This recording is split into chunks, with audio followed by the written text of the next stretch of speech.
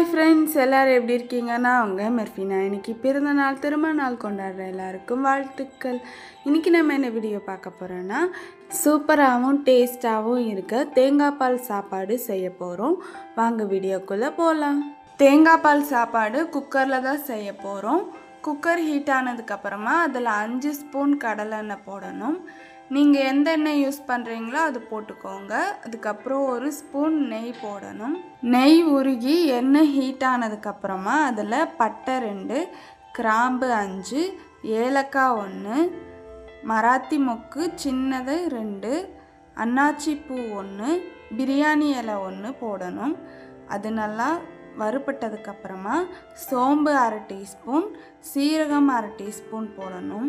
சீரகம் சோம்பெல்லாம் வறுபட்டதுக்கப்புறமா 5 பச்சை மிளகா போடுறேன். பச்சை மிளகா தான் நம்மளுக்கு காரம் கொடுக்க போகுது. காரத்துக்காக வேறு எதுவும் நம்ம போட போகிறதில்ல. உங்களுக்கு காரம் எப்படி வேணுமோ அதுக்கு தகுந்த மாதிரி பச்சை மிளகா போட்டுக்கோங்க. தேங்காய் பால் சாப்பாடு ரொம்ப காரமாகவும் இருக்காது, அதுக்கு தகுந்த மாதிரி போடணும். அடுத்தது 2 பெரிய வெங்காயம் நீளமாக கட் பண்ணி போடுறேன்.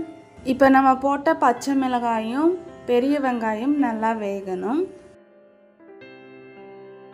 இப்போ நம்ம போட்டிருக்கிற பெரிய வெங்காயம் லைட்டாக கோல்டன் ப்ரௌன் வர வரைக்கும் வேக வைக்கணும். அதுக்கப்புறமா 1 டேபிள் ஸ்பூன் அளவுக்கு இஞ்சி பூண்டு பேஸ்ட் போட்டு அதை நல்லா வணக்கணும். இஞ்சி பூண்டு பேஸ்ட் பச்சை வாசம் போகிற வரைக்கும் நல்லா வேக வைக்கணும். அடுத்தது 1 மீடியம் சைஸ் தக்காளி நீளமாக கட் பண்ணி போடணும். தேங்காய் பால் சாப்பாடுக்கு நிறையா தக்காளி போடக்கூடாது, கொஞ்சமாக போட்டால் போதும்.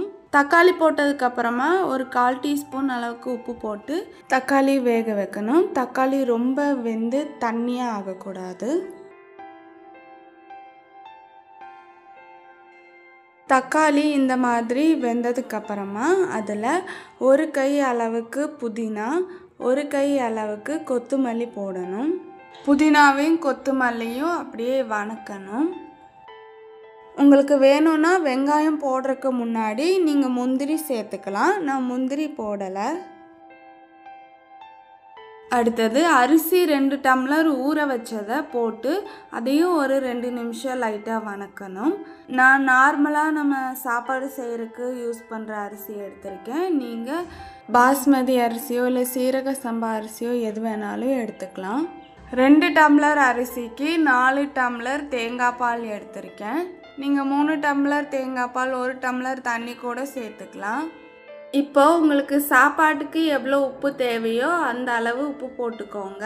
கொஞ்சம் உப்பு போட்டு அதை டேஸ்ட் பண்ணி பார்த்துட்டு அதுக்கப்புறம் மறுபடியும் உப்பு போட்டு நல்லா கலக்கணும்.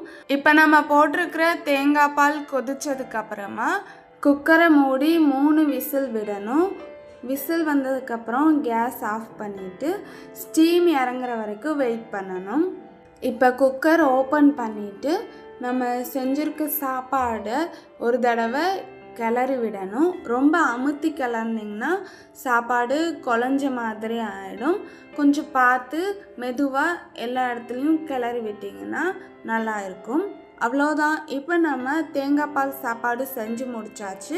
இந்த தேங்காய் பால் சாப்பாடு செய்கிறது ரொம்பவே ஈஸி, டேஸ்ட்டு வேறு லெவலில் இருக்கும். கண்டிப்பாக நீங்கள் ட்ரை பண்ணி பாருங்கள். இந்த தேங்காய் பால் சாப்பாடு கூட நான்வெஜ் வெஜ் திக்கான கிரேவி பண்ணி கொஞ்சம் காரமாக வச்சு சாப்பிட்டிங்கன்னா ரொம்ப நல்லாயிருக்கும்.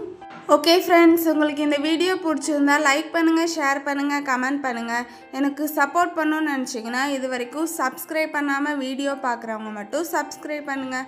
பக்கத்தில் இருக்க பெல் ஐக்கானையும் கிளிக் பண்ணுங்கள். அப்போ தான் நான் போடுற வீடியோஸ் உங்களுக்கு நோட்டிஃபிகேஷனாக வரும். Okay friends, bye. God bless you all.